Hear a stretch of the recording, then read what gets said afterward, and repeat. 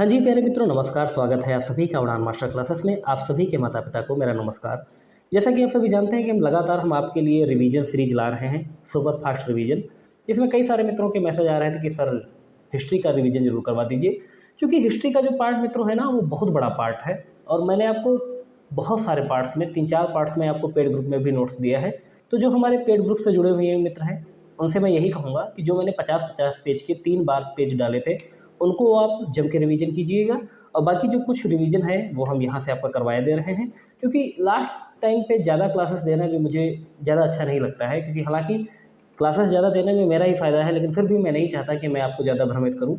आप अपने आप से जितना आपने नोट्स बनाया है, जहाँ कहीं से भी बनाया है, उसको रिवीजन कीजिए। जितना इम्पोर्टेंट है, मतलब जहाँ से क्वेश्चन बन सकते हैं, ज़्यादा से ज़्यादा क्वेश्चन बनते हैं, हम आपको उतना ज़रूर रिवीजन करवा देंगे। वैसे ही एक चैप्टर है आपका भारतीय राष्ट्रीय आंदोलन, इसके साथ में गांधी युग। यहाँ से क्वेश्चन आपके बनने के चांसेस बहुत ज़्यादा रहते हैं हिस्ट्री में। तो आइए आज इसको हम डिस्कस करते हैं। बाकी वीडियो को लाइक शेयर वगैरह आप कर ही देते होंगे। चलिए शुरू करते हैं। भारतीय राष्ट्रीय आंदोलन क्या है? तो जो भारत का राष्ट्रीय आंदोलन है वो लंबे समय तक चलने वाला एक संचालित एक प्रमुख आंदोलन था। इस आंदोलन की अब जो औपचारिक शुरुआत है वो 1885 ईस्वी में कांग्रेस की स्थापना के साथ हुई और जो कुछ उतार चढ़ाव के साथ 15 अगस्त 1947 ईस्वी तक अनवरत रूप से जारी रही है। भारत के राष्ट्रीय आंदोलन को हम 3 भागों में बांट सकते हैं। ठीक है, एक है आपका उदारवादी चरण, दूसरा है आपका उग्रवादी चरण, तीसरा है आपका गांधीवादी। अब आइए, उदारवादी चरण क्या रहता है? 1885 से 1905 तक ये रहता है। इसमें सुधार के उद्देश्य होते हैं, अनुरोध पत्र प्रतिवेदना होती है। इसके प्रमुख नेता जो होते हैं वो फिरोज शाह मेहता, बदरुद्दीन तैयब जी, दादा भाई नौरोजी और गोपाल कृष्ण गोखले होते हैं। जबकि उग्रवादी चरण जो होता है मित्रों, वो 1905 से 1919 तक रहता है। इसका जो मुख्य उद्देश्य होता है वो स्वराज का मुख्य उद्देश्य होता है। आक्रामक संघर्ष इसमें रहता है। ठीक है, प्रमुख नेता इसके रहते हैं लाल बाल पाल, यानी कि लाल से लाला लाजपत राय, पाल से बिपिन चंद्र पाल और बाल से बाल गंगाधर तिलक। इसके अलावा अरविंद घोष का नाम भी इसमें प्रमुख नेता के रूप में आता है, जो कि उग्रवादी नेता थे। ठीक है, इसके अलावा जो गांधीवादी युग होता है, जो तीसरा चरण है इसका, ये 1919 से लेकर 1947 तक रहता है। इसमें मुख्य भूमिका जो रहती है वो महात्मा गांधी की रहती है। आइए पूरा डिस्कस करेंगे सब कुछ। ठीक है, तो इस प्रकार से इसमें एक चौथा चरण भी आ जाता है, जिसे हम क्रांतिकारी चरण भी कहते हैं, जिसमें भगत सिंह, रामप्रसाद बिस्मिल और चंद्रशेखर आज़ाद लोग शामिल होते हैं। आइए एक एक करके सब कुछ हम डिस्कस करेंगे। पहले उदारवादी चरण को देखते हैं। इस चरण की शुरुआत 1885 से 1905 तक रहता है। इस चरण के लोग जो संवैधानिक तरीके से भारत को आज़ाद करना चाहते हैं। इस वर्ग के नेता जो थे वो प्रार्थना पत्र के माध्यम से अंग्रेजों के सामने अपनी बात रखते थे। प्रमुख नेता मैं आपको बता चुका हूँ, फिरोज शाह मेहता, बदरुद्दीन तैयब जी, दादा भाई नौरोजी और गोपाल कृष्ण गोखले होते हैं। इस समय कांग्रेस का दूसरा अधिवेशन जो होता है वो 1886 में होता है कलकत्ता में। अध्यक्षता इसके करते हैं दादा भाई नौरोजी। पहला अधिवेशन आप सभी जानते हैं मुंबई में होता है और उसके जो अध्यक्ष होते हैं व्योमेश चंद्र बनर्जी होते हैं। दूसरे अधिवेशन में सदस्य होते हैं 434। उदार विचारों की राजनीति को उग्रवादियों ने कहा था, ये राजनीतिक भिक्षावृत्ति की संज्ञा दी थी। और इसी चरण में बंगाल का विभाजन भी लॉर्ड कर्जन के द्वारा 1905 में कर दिया जाता है। वायसराय जो था उस समय कर्जन था। ठीक है, इसी के जो घोषणा हुई थी वो 20 जुलाई 1905 को हुई थी और जो प्रभावी हुआ था ये बंगाल का विभाजन वो 16 अक्टूबर 1905 को हुआ था और इसी दिन से बंग भंग आंदोलन की शुरुआत होती है।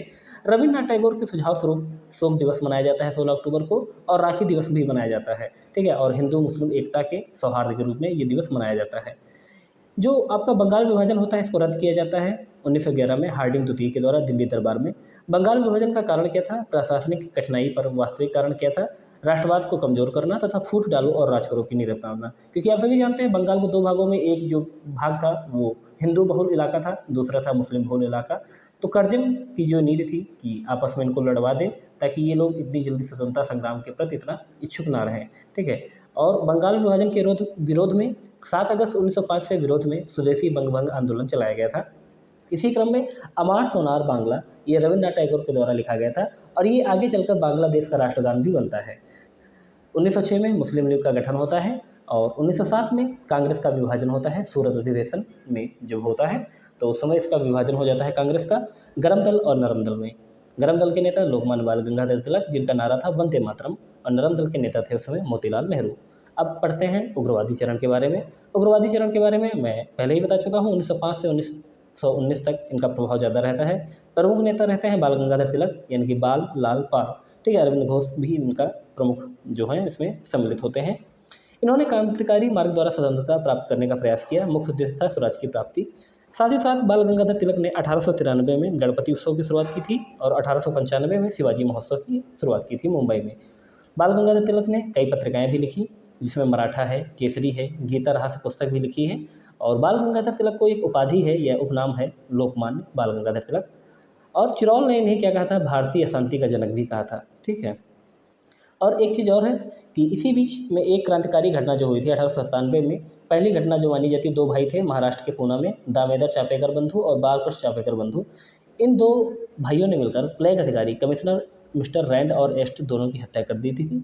इस घटना को प्रचारित किया था खासकर तिलक ने, और अपने जो पत्रिका थी इनकी केसरी में इन्होंने लिखा कि जिस प्रकार शिवाजी ने अफजल की हत्या की थी, उसी प्रकार से आज इन दोनों भाइयों ने ब्रिटिश अधिकारियों की हत्या कर दी। इसका परिणाम क्या था, क्रांतिकारी तत्वों को और बढ़ावा मिला। यानी कि दामोदर बंधु और दामोदर चापेकर बंधु और बालकृष्ण चापेकर, इन दोनों भाइयों ने मिलकर रैंड और एस्ट की दो हत्या कर दी थी।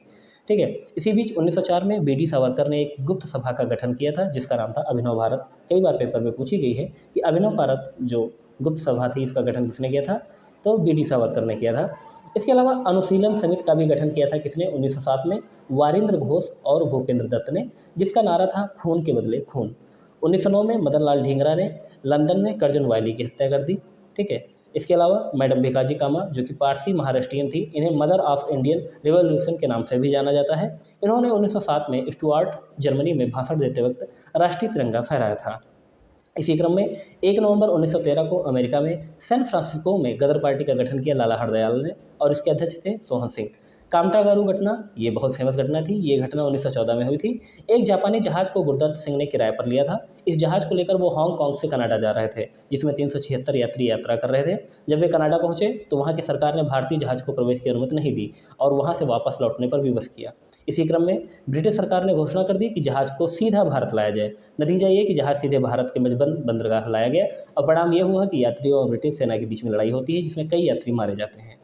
1916 का जो लखनऊ समझौता होता है, इस समझौता का तात्पर्य ये होता है कि 1916 के लखनऊ अधिवेशन में, जिसकी अध्यक्षता करते हैं अंबिका चरण मजूमदार, ठीक है, उसमें गरम दल और नरम दल का मिलन हो जाता है, यानी कि पैचअप हो जाता है। और नरम दल और गरम दल को मिलाने में मुख्य भूमिका रहती है बाल गंगाधर तिलक की और एनी बेसेंट की, और इसी के साथ कांग्रेस और मुस्लिम लीग आपस में मिल जाते हैं। हालांकि 1918 में पुनः मुस्लिम लीग अलग हो जाती है। ठीक है। होम रूल लीग आंदोलन जो था वो 1916 में होता है। होम रूल एक आयरलैंड का शब्द है, जिसका अर्थ है घरेलू शासन, यानी कि घर का शासन होता है। सबसे पहले इसकी स्थापना आयरलैंड में रेडमांड ने की थी। भारत में सबसे पहले इसकी स्थापना तिलक ने पूना में की, जबकि एनी बेसेंट ने मद्रास में की थी। इसको जरूर आपको ध्यान रखना है। इसके प्रचार के लिए एक साप्ताहिक पत्रिका कॉमनवील तथा दैनिक पत्रिका न्यू इंडिया का सहारा लिया, यानी कि एनी बेसेंट के द्वारा दो पत्रिकाएं लिखी गई, एक थी कॉमनवील और दूसरी थी न्यू इंडिया। इसके बाद में आता है रॉलेट एक्ट 1919 में। ये क्रांतिकारी प्रभाव को समाप्त करने के लिए लाया जाता है। इस कानून को काला कानून भी कहते हैं, क्योंकि बिना वकील बिना अपील का एक कानून होता है। इसे क्या कहते हैं, बिना वकील बिना अपील बिना दलील का कानून भी कहा जाता है। जलियांवाला बाग हत्याकांड कब होता है, 13 अप्रैल 1919 को। पंजाब के जो स्थानीय नेता होते हैं डॉक्टर सत्यपाल और डॉक्टर सैफुद्दीन किचलू को गिरफ्तार करके जेल में डाल दिया जाता है। गिरफ्तारी से मुक्ति के लिए पंजाब के लोगों ने स्थानीय स्तर पर विरोध करते हैं। विरोध करने के लिए वे अमृतसर के जलियांवाला बाग में इकट्ठे होते हैं। इसी बीच जनरल डायल को पता चल जाता है और वहाँ पर वो गोली मारने का आदेश देता है। बड़ी संख्या में लगभग 1800 भारतीय मारे जाते हैं। इसके बाद में एक रिपोर्ट जारी की जाती है, जिसमें बताया जाता है कि मात्र 379 लोग ही मारे गए, जबकि 1000 से भी अधिक लोग मारे गए थे। इसकी जाँच के लिए 2 कमेटी का गठन किया गया था। ठीक है। तो एक ब्रिटिशर्स द्वारा, एक आपका कांग्रेस के द्वारा गठित किया जाता है। हंसराज जो था ब्रिटिश सरकार का सरकारी गवाह बन जाता है, जिसके कारण ब्रिटिशर्स को दोष मुक्त कर दिया जाता है। हंटर कमेटी का गठन किया जाता है अक्टूबर 1919 में। इसमें 5 अंग्रेजी अधिकारी होते हैं और 3 भारतीयों को इसमें हंटर कमेटी में शामिल किया जाता है। 3 भारतीय कौन थे, चिमन लाल सीतरवाड़, शाहजबाद सुल्तान अहमद और जगत नारायण। तहकीकात समिति, जो अभी मैंने बताया 2 कमेटी का निर्धारण होता है, एक हंटर कमेटी, दूसरी होती है तहकीकात कमेटी। तहकीकात कमेटी जो कांग्रेस द्वारा गठित की जाती है, जिसके अध्यक्ष होते हैं मदन मोहन मालवीय। इसके सदस्य महात्मा गांधी भी होते हैं और मोतीलाल नेहरू भी होते हैं। इसका परिणाम क्या होता है कि जो तहकीकात कमेटी जो होती है, इसकी रिपोर्ट को अनुसंधान कर दिया जाता है, और इसी के विरोध में गांधी जी के द्वारा असहयोग आंदोलन की शुरुआत की जाती है 1920 से। हालांकि जनरल डायर को लंदन में जाकर उधम सिंह वहाँ पर हत्या कर देते हैं। ठीक है। अब पढ़ते हैं क्रांतिकारी आंदोलन का द्वितीय चरण के बारे में। असहयोग आंदोलन के उपरांत गांधी जी से लोग अपेक्षा रखने लगे कि इस आंदोलन का बहुत परिणाम निकलेगा, लेकिन चौरी चौरा कांड के घट जाने से गांधी जी ने ये आंदोलन वापस ले लिया। परिणाम ये हुआ कि संगठन जो था वो 2 भागों में बढ़ गया, एक गांधी जी का समर्थन करने वाला, एक गांधी जी का समर्थन नहीं करने वाला। परिणाम यही निकला कि फिर से एक दौर क्रांतिकारी का चल पड़ा। उसमें क्या होता है कि हिंदुस्तान रिपब्लिकन एसोसिएशन का गठन होता है उसने 1924 में। संस्थापक इसके होते हैं सचिंद्र नाथ सान्याल, जो कि यूपी के रहने वाले होते हैं। इनका मुख्य उद्देश्य होता है क्रांतिकारी माध्यम से राष्ट्रीय आंदोलन को संचालित करना। इसके सहयोगी होते हैं भगत सिंह, चंद्रशेखर आज़ाद और अन्य होते हैं। काकोरी कांड क्या होता है इस समय 9 अगस्त 1925 को होता है। जो HRA होता है ना, जो आपका हिंदुस्तान रिपब्लिक एसोसिएशन के द्वारा के सदस्यों के द्वारा सहारनपुर लखनऊ लाइन पर काकोरी में मालगाड़ी को लूटा जाता है। इस कांड के दौरान 4 लोगों को फांसी दे दी जाती है, जिसमें रामप्रसाद बिस्मिल, अशफाक उल्ला खां, रोशन लाल और राजेंद्र लाहिड़ी शामिल होते हैं। इसके बाद में हिंदुस्तान सोशलिस्ट रिपब्लिकन एसोसिएशन की स्थापना करते हैं 1928 में। संस्थापक इसके होते हैं भगत सिंह और चंद्रशेखर आज़ाद। सैंडर्स की हत्या भी की जाती है HSRA के द्वारा। पहली क्रांतिकारी घटना यही होती है कि लाहौर के पुलिस अधीक्षक सैंडर्स की हत्या की जाती है भगत सिंह, चंद्रशेखर आज़ाद और राजगुरु के द्वारा। इसके अलावा सेंट्रल लेजिस्लेटिव असेंबली पर बम कांड भी होता है। दिल्ली में बड़ी मुद्दों पर बहस चल रही होती है। इस समय असेंबली में 2 लोग पहुंचे, भगत सिंह और ब्रह्मदेव दत्त। इनके द्वारा दिल्ली की केंद्रीय असेंबली में बम फेंका गया था। बम खाली कुर्सियों पर फेंका गया था, साथ में पर्चे भी थे। परिणाम ये हुआ कि दोनों को गिरफ्तार कर लिया गया। पर्चे पर लिखा गया था कि बहरे कानों को सुनाना। लाहौर षड्यंत्र केस क्या होता है? ये लाहौर षड्यंत्र मुकदमा 1929 में चलता है। इसके द्वारा जतिन दास की मृत्यु भूख हड़ताल से हो जाती है। लगभग वो 64 दिन तक भूखे रहते थे, उसके बाद में उनकी मृत्यु हो जाती है। और इस षड्यंत्र के तहत 3 लोगों को साथ में फांसी दी जाती है और इनकी फांसी दी जाती है 23 मार्च 1931 को भगत सिंह, सुखदेव और राजगुरु को। इसके अलावा जो चंद्रशेखर आज़ाद होते हैं उनकी 27 फरवरी 1931 को इलाहाबाद के अफसर पार्क में भी मृत्यु हो जाती है, खुद को वो गोली मार लेते हैं। और HRA संगठन का नेता यशपाल को बाद में चुना जाता है। इसके अलावा चटगांव आर्मरी जो शस्त्रागार लूट होता है ये मोस्ट इम्पॉर्टेंट है। इसके जो प्रणेता थे वो थे सूर्यसेन, जिनकी उपाधि थी मास्टरदा। इन्हें 1934 में बाद में फांसी दी जाती है। नेहरू रिपोर्ट कब आई होती है? नेहरू रिपोर्ट एक आती है आपकी 1928 में। साइमन कमीशन के बहिष्कार के फलस्वरूप भारत सचिव लॉर्ड मैकनाल्ड ने चुनौती रखी कि आप लोग अपनी रिपोर्ट दीजिए भाई, तो नेहरू रिपोर्ट आती है, ठीक है। और ये इस नेहरू रिपोर्ट में आप कंफ्यूज मत होना, ये मोतीलाल नेहरू के नेतृत्व में 9 सदस्यीय ये कमेटी का गठन किया गया और इसमें मुख्य रूप से यही थी कि डोमिनियन स्टेट की मांग की गई थी, ठीक है। इसके बाद में कांग्रेस का एक लाहौर अधिवेशन होता है वर्ष 1929 में, जिसकी अध्यक्षता करते हैं जवाहरलाल नेहरू। पूर्ण स्वराज की मांग की जाती है। 26 जनवरी 1930 को प्रथम स्वतंत्रता दिवस मनाया जाता है। स्थान होता है लाहौर, रावी नदी के तट पर। इसी बीच जहां कांग्रेस अपना काम कर रही थी वहीं भारत के उत्तर पश्चिम सीमा के प्रांत में कुछ घटना घटी। लाल कुर्ती आंदोलन जिसे कहते हैं, ये नॉर्थ और आपका वेस्ट भारत में इसका ये होता है लाल कुर्ती आंदोलन, जिसके नेता थे खान अब्दुल गफ्फार खान, जिसे हम सीमांत या फ्रंटियर गांधी भी कहते हैं। और ये घटना लाल कुर्ती आंदोलन की होती है 1929 और 30 में। ये एक विशुद्ध अहिंसक आंदोलन होता है।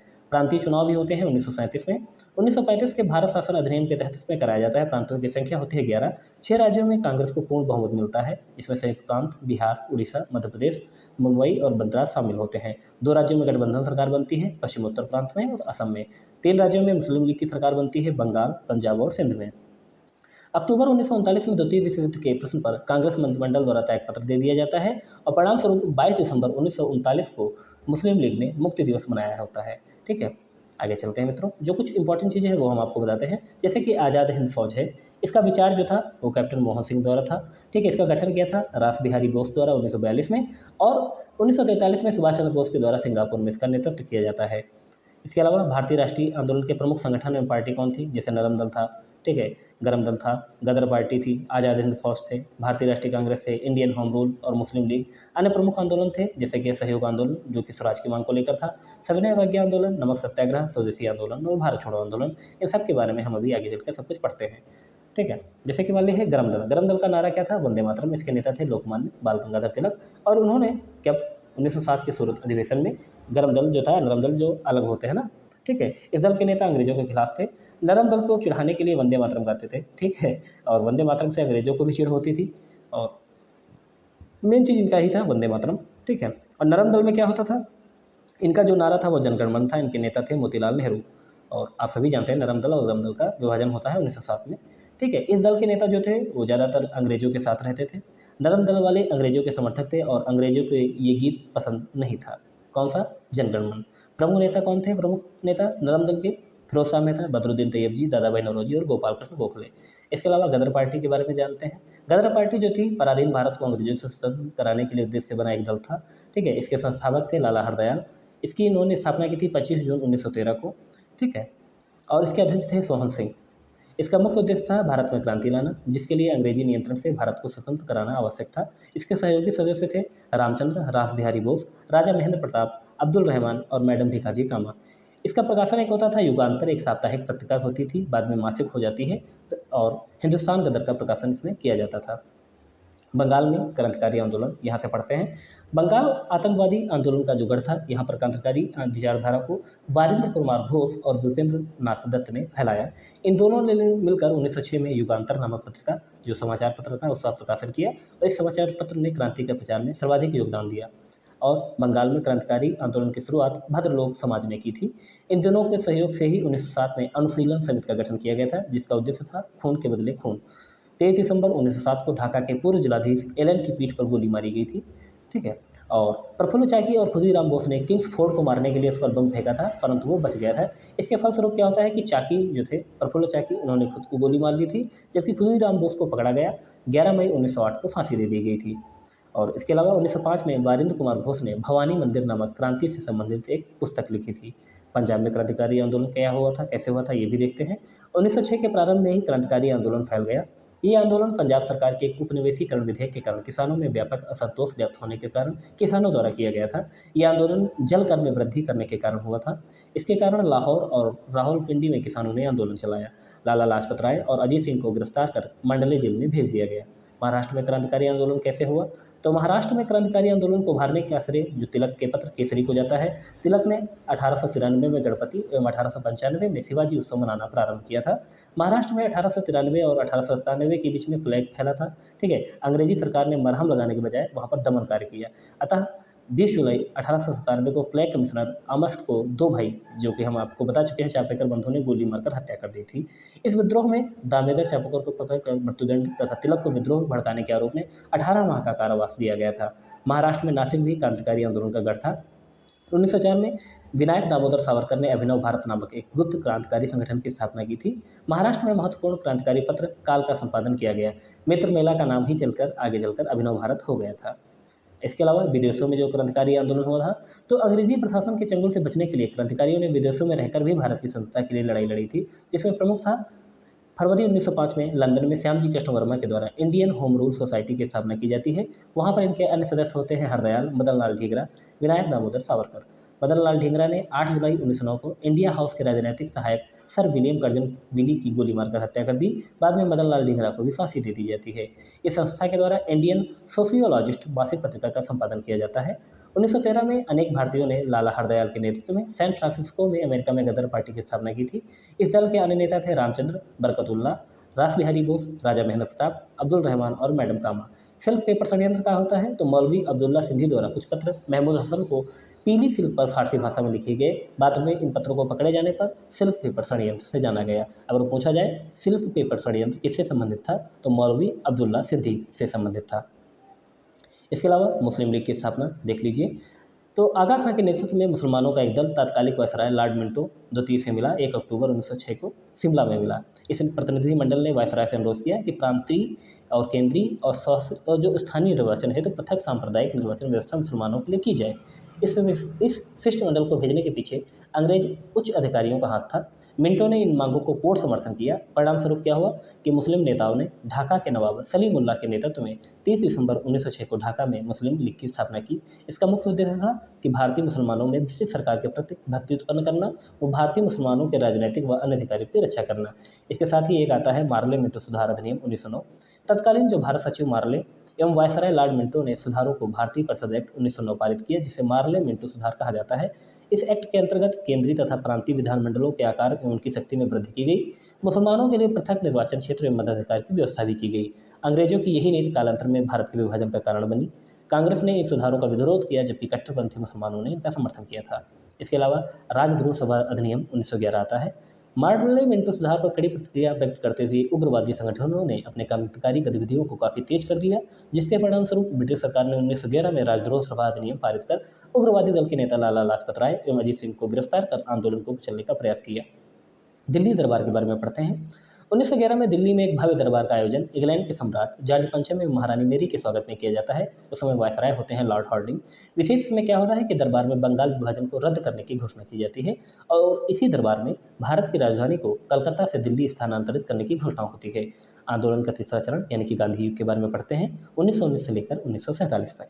महात्मा गांधी की पृष्ठभूमि के बारे में पढ़ते हैं। जन्म इनका 2 अक्टूबर 1869 को हुआ था। स्थान था पोरबंदर, गुजरात में। पिता का नाम था करमचंद गांधी, माता का नाम था पुतलीबाई, पत्नी का नाम था कस्तूरबा गांधी, जिनका 13 वर्ष में ही इनसे विवाह हुआ था। इनके दादा का नाम था उत्तम चंद्र गांधी। इनके पुत्र थे 4, हरिलाल, मणिलाल, रामदास, देवदास। प्रिय भजन था इनका वैष्णव जन तो तैनो कहिए, पीर पराई जानो रे, जिसके रचयिता थे नरसिंह मेहता। रघुपति राजा और राजा राम, पतित पावन सीताराम, जिसके रचयिता थे विष्णु दिगंबर पलुस्कर।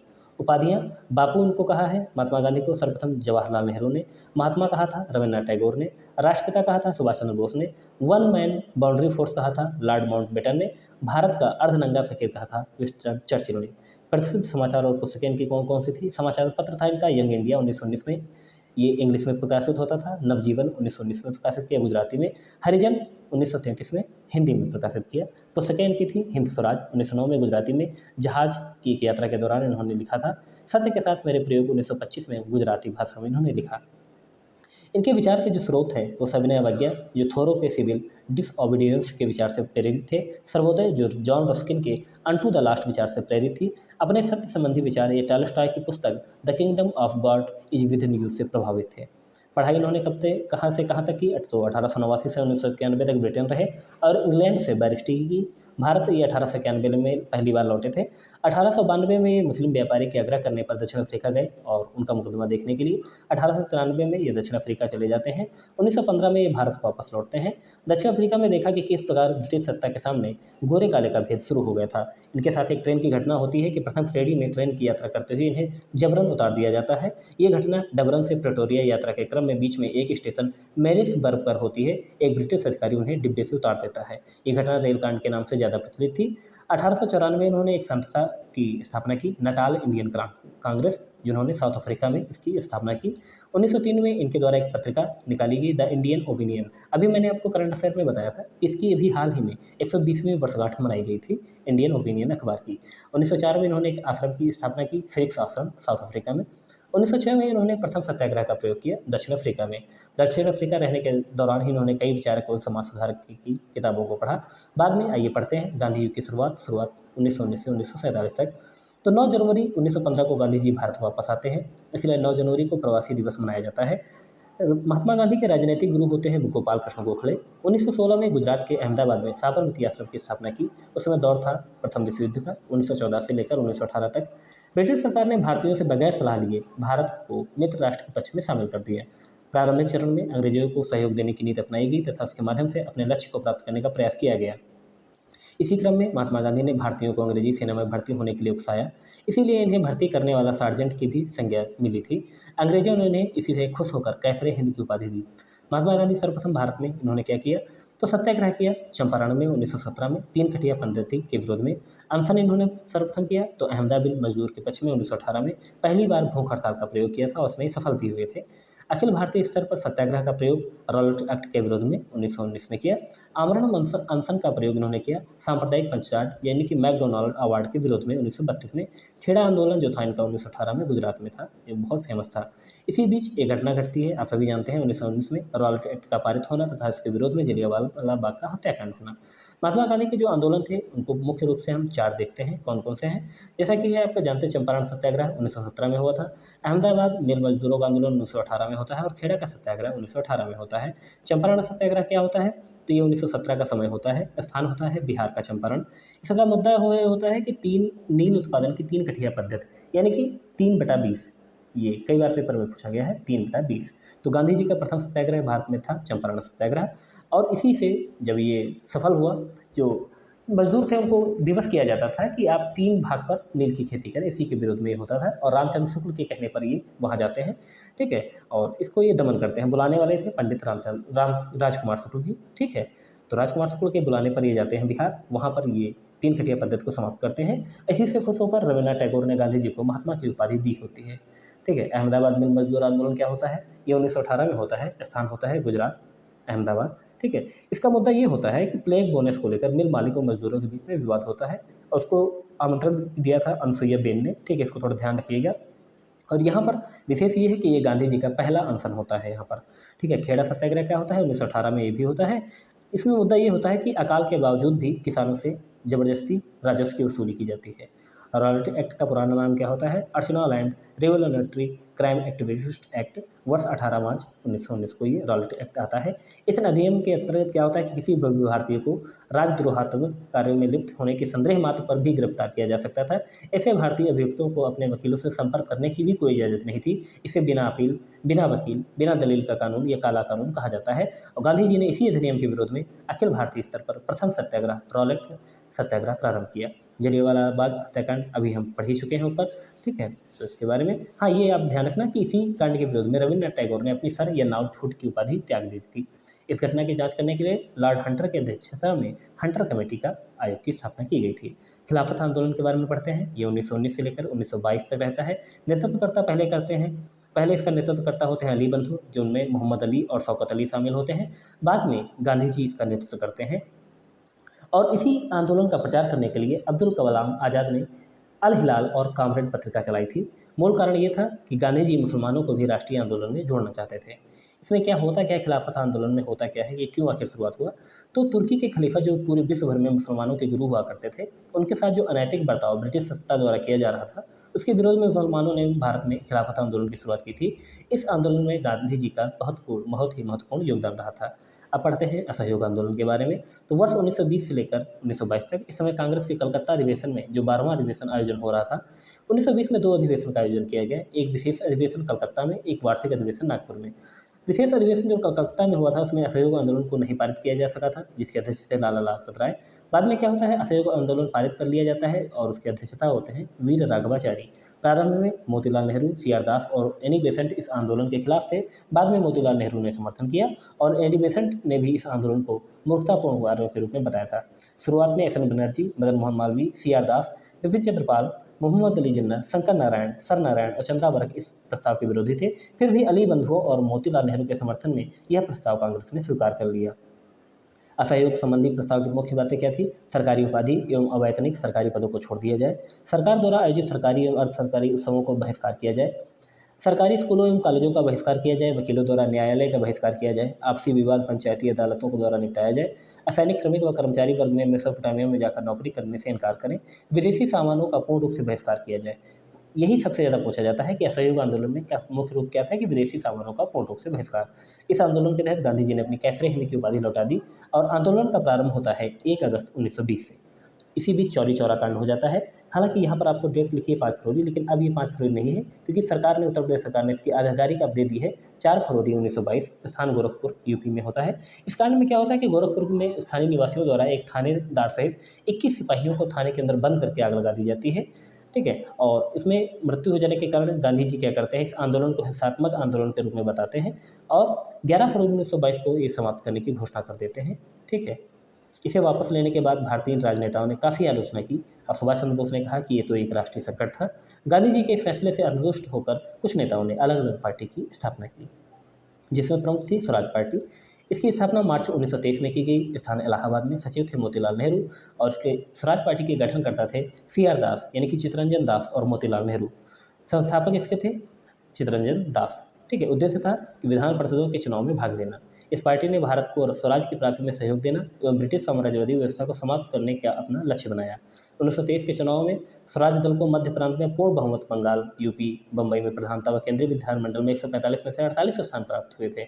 इसी बीच में गांधी और दास का समझौता होता है, चित्तरंजन दास का समझौता 1924 में। इसको थोड़ा आप ध्यान रखना। महात्मा गांधी और चित्तरंजन दास के बीच में समझौता भी होता है 1924 में, ठीक है। साइमन कमीशन क्या होता है?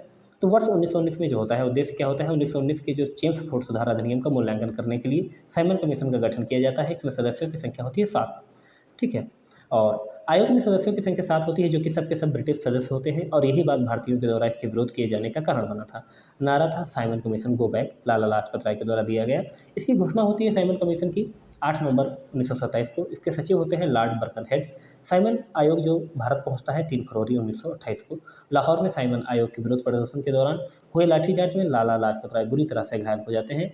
घायल अवस्था में उन्होंने कहा था कि मेरे शरीर पर पड़ी लाठी की एक एक चोट ब्रिटिश साम्राज्य के ताबूत पर ठुकी एक एक कील के समान साबित होगी। 17 नवंबर 1928 को लाला लाजपत राय की मृत्यु हो जाती है और लाठीचार्ज दोषी सैंडर्स की हत्या भगत सिंह जैसे क्रांतिकारियों ने कर देते हैं। 17 नवंबर 1928 को जो लाठीचार्ज का मुख्य दोषी था सैंडर्स, उसकी हत्या भगत सिंह कर देते हैं। ठीक है, इसके अलावा नेहरू रिपोर्ट भी आती है जो अभी हमने शुरुआत में पढ़ा था। अध्यक्षता इसके करते हैं मोतीलाल नेहरू। कन्फ्यूज बिल्कुल भी मत होना कि नेहरू रिपोर्ट किसने तैयार की थी, तो मोतीलाल नेहरू ने की थी।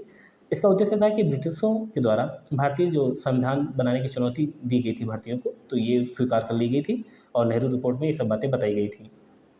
साइमन कमीशन के विरोध में बहिष्कार की पूर्व हुई 1925 में भारतीय सचिव ने कांग्रेसी नेताओं को इस चुनौती दे डाली थी कि यदि वे अपने विभिन्न संप्रदायों को आपसी सहमति से एक संविधान का मसौदा तैयार कर सकें तो ब्रिटिश सरकार निश्चित ही इस पर सहानुभूतिपूर्ण ढंग से विचार कर सकती है। भारत के संविधान से संबंधित मोतीलाल नेहरू ने समिति के द्वारा प्रस्तुत रिपोर्ट को नेहरू रिपोर्ट के नाम से पुकारा गया। कांग्रेस के युवा वर्ग जवाहरलाल नेहरू और सुभाष चंद्र बोस के नेतृत्व में डोमिनियन स्टेट के प्रावधान पर आपत्ति प्रकट करके, परंतु उन्हें यह कहकर डोमिनियन समझा दिया गया कि 31 दिसंबर 1929 तक सरकार हमारे डोमिनियन स्टेट्स मांग को स्वीकार नहीं करती है, तो ऐसी स्थिति में पूर्ण स्वराज का प्रस्ताव पारित किया जाता है। ब्रिटिश सरकार ने सचमुच में इस अल्टीमेटम पर कोई ध्यान नहीं दिया, तो लाहौर कांग्रेस अधिवेशन जो अध्यक्ष जवाहरलाल नेहरू में होता है, इसमें पूर्ण स्वराज का प्रस्ताव पारित किया जाता है 31 दिसंबर 1929 को रात के 12 बजे और राष्ट्रीय तिरंगा लहराया जाता है। साथ ही साथ 26 जनवरी 1930 को भारत का पहला स्वाधीनता दिवस मनाया जाता है और इसी लक्ष्य को प्राप्त करने के लिए गांधी जी के द्वारा सविनय या नागरिक अवज्ञा आंदोलन चलाया जाता है। मुस्लिम लीग की ये मांग थी कि केंद्रीय विधानसभा का 1/3 स्थान मुसलमानों के लिए आरक्षित हो और अवशिष्ट अधिकार प्रांतों को मिले। कांग्रेस ने इसे मानने से इनकार कर दिया। इस प्रकार ये नेहरू रिपोर्ट असफल हो जाती है क्योंकि उनका कहना था कि सब लोग आपसी सहमति से करें। ठीक है, अब आगे बढ़ते हैं हम दांडी मार्च के बारे में और सविनय अवज्ञा आंदोलन के बारे में। दांडी मार्च 1930 से प्रारंभ होता है। 12 मार्च 1930 को दांडी यात्रा का प्रारंभ होता है। 5 अप्रैल 1930 को ये दांडी पहुंचते हैं महात्मा गांधी जी। ठीक है, और यहाँ पर जो मुख्य चीज़ें हैं सविनय अवज्ञा आंदोलन की, ये थी 26 दिसंबर 1929 को पूर्ण स्वराज का प्रस्ताव पारित होता है। ठीक है, 26 जनवरी 1930 को पहला पूर्ण स्वतंत्रता दिवस मनाया जाता है लाहौर अधिवेशन में और 31 जनवरी 1930 को 11 सूत्रीय कार्यक्रम महात्मा गांधी के द्वारा प्रस्तुत किए जाते हैं। 12 मार्च 1930 को दांडी यात्रा प्रारंभ होती है। 5 अप्रैल को 1930 को ये दांडी पहुंचते हैं और 6 अप्रैल 1930 को नमक कानून को तोड़कर सविनय अवज्ञा आंदोलन की घोषणा कर देते हैं। ठीक है, बारदोली सत्याग्रह, ये भी एक मोस्ट इंपॉर्टेंट चीज़ थी, इसको थोड़ा ध्यान रखना। बारदोली सत्याग्रह कब हुआ था, तो 1928 में हुआ था। ये सत्याग्रह भारतीय राष्ट्रीय आंदोलन का सबसे संगठित और व्यापक और सफल आंदोलन रहा था। गुजरात में स्थित बारदोली के किसानों ने सरकार द्वारा बढ़ाए गए 30% कर के विरोध में वल्लभ भाई पटेल के नेतृत्व में ये किया था। इस आंदोलन के सफल होने के बाद वहाँ की महिलाओं ने पटेल को सरदार की उपाधि दी थी। पत्रिका का प्रकाशन पाटीदार युवक मंडल एवं पटेल बंधु हुआ था। इस सत्याग्रह के समय काल्पी राज आदिवासी का नाम बदलकर गांधी ने रनी पर राज कर दिया था। आगे चलते हैं।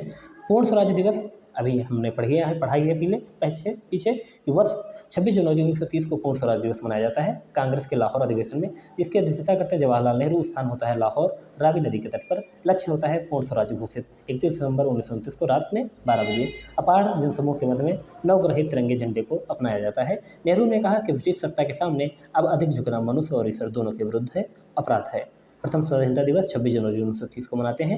इसी के साथ में प्रत्येक वर्ष में 26 जनवरी को प्रथम स्वतंत्रता दिवस मनाया जाता है। लेकिन बाद में क्या होता है वो तो आपको सभी पता है कि जब 15 अगस्त 1947 को भारत आज़ाद हो जाता है तो उसी के बाद में जब हमारे यहाँ संविधान सभा का गठन होता है, हालांकि संविधान का पूर्णाकार हो जाता है 26 नवंबर 1949 को ही, लेकिन फिर भी 26 जनवरी का इंतजार किया जाता है। वो इसीलिए क्योंकि 26 जनवरी 1930 को हमने पहला स्वाधीनता दिवस मनाया था।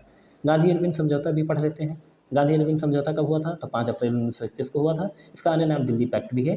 महात्मा गांधी और लॉर्ड इरविन के मध्य समझौता हुआ था। गांधी जी ने इस समझौते को बहुत महत्व दिया, पर जवाहरलाल नेहरू ने और सुभाष चंद्र बोस ने इसकी बहुत ही कड़ी आलोचना की। लॉर्ड इरविन ने भारत सचिव के सहयोग से इंग्लैंड में 12 सितंबर 1930 को प्रथम गोलमेज सम्मेलन का आयोजन करने का फैसला किया। इरविन ने 26 जनवरी 1931 को गांधी जी को जेल से रिहा करके देश में शांति व सौहार्द का वातावरण उत्पन्न करने की कोशिश की, लेकिन इसका कोई नतीजा नहीं होता है। ठीक है, आगे चलते हैं। गांधी जी के द्वारा जो प्रस्तुत 11 सूत्री मांगें थी वो कौन कौन सी थी।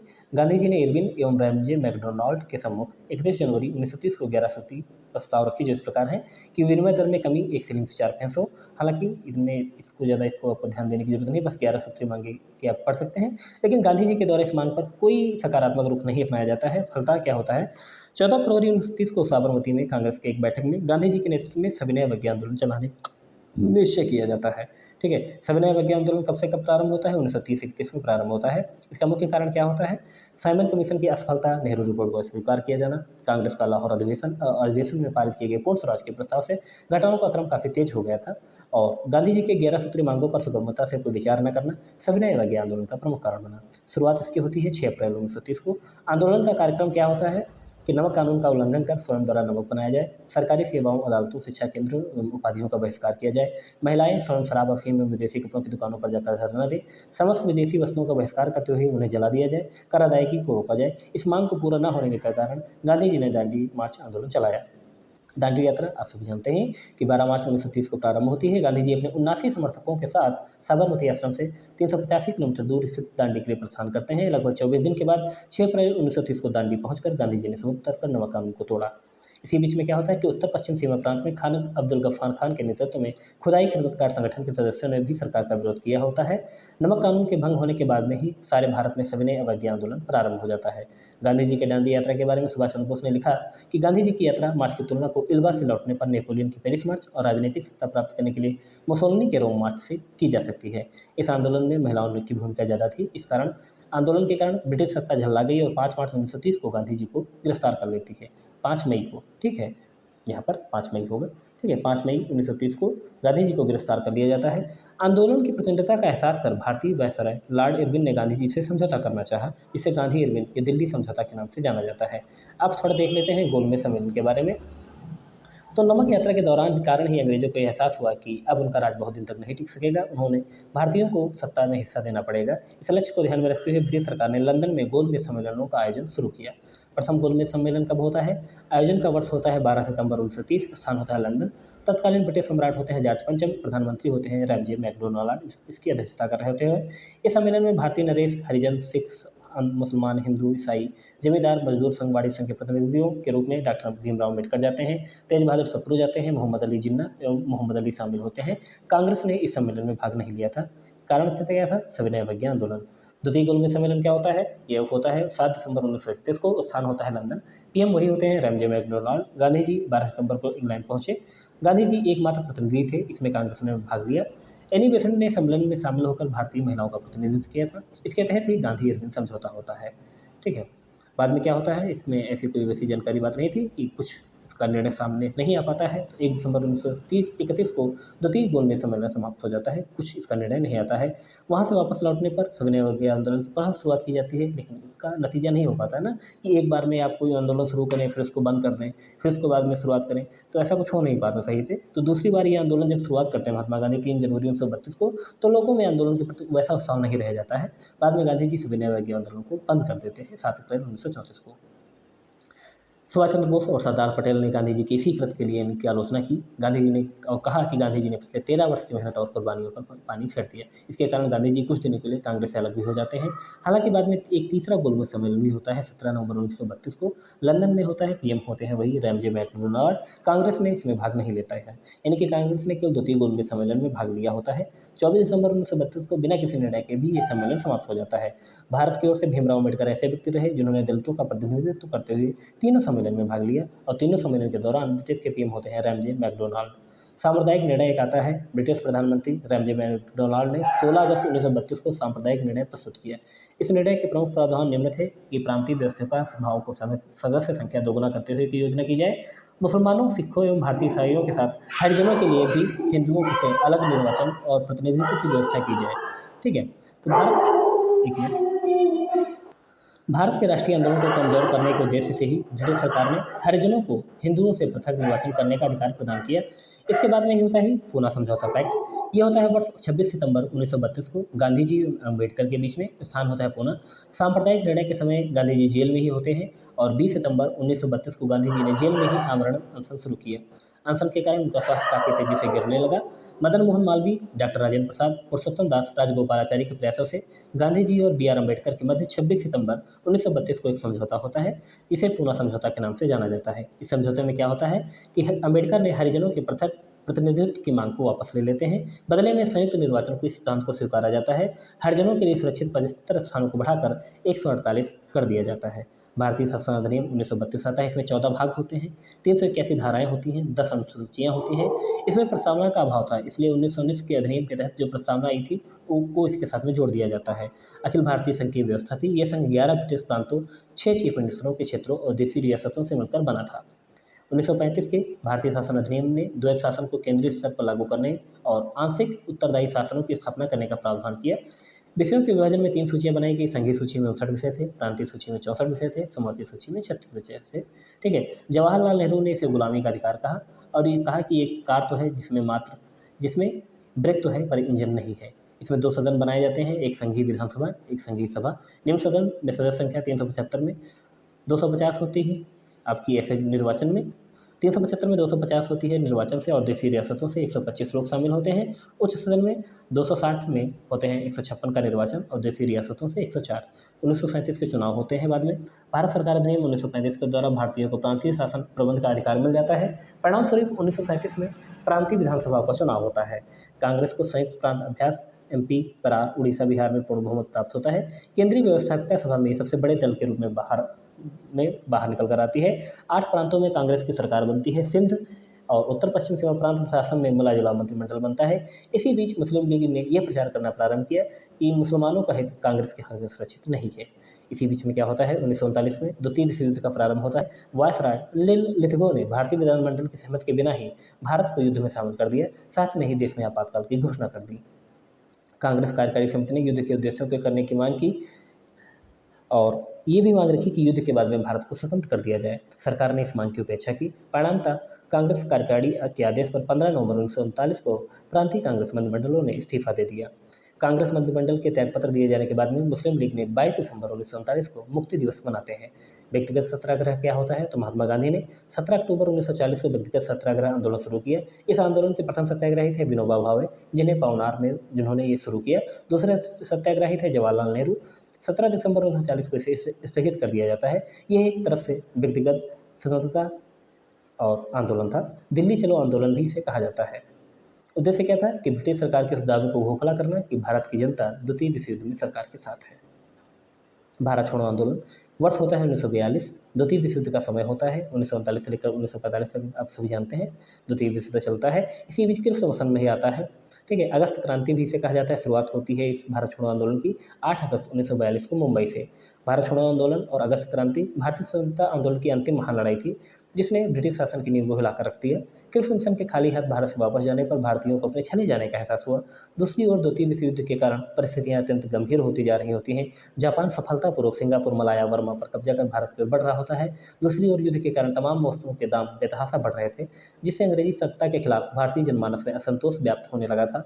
जापान के बढ़ते हुए प्रभुत्व को देखकर 5 जुलाई 1942 को गांधी जी ने हरिजन में लिखा, अंग्रेजों, भारत को जापान के लिए मत छोड़ो, बल्कि भारत को भारतीयों के लिए व्यवस्थित रूप से छोड़कर जाओ। इसमें विशेष ये होता है कि ऑपरेशन जीरो आवर के तहत गांधी जी को गिरफ्तार कर लिया जाता है और गिरफ्तार करके आगा खां पैलेस में रख दिया जाता है। 10 फरवरी 1943 को 21 दिन के उपवास की भी घोषणा की जाती है और जो भारत छोड़ो आंदोलन का नारा था, करो या मरो।